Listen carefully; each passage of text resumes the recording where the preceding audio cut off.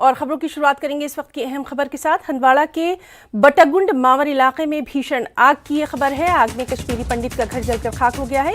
घास के भंडारण के लिए घर का इस्तेमाल किया जाता था, इसीलिए ये आग जो है ये बेहद तेजी से फैली। तो हंदवाड़ा के बटागुंड मावर इलाके में भीषण आग की ये खबर है, जिसमें कश्मीरी पंडित का घर जलकर खाक हो गया है। आपको बताएं कि घास को जमा करने के लिए इस घर का इस्तेमाल किया जाता था।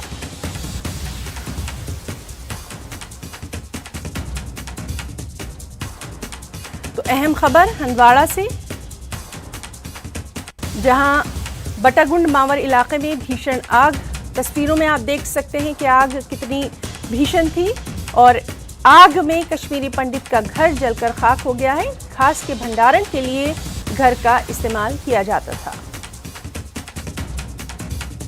तो ये तस्वीरें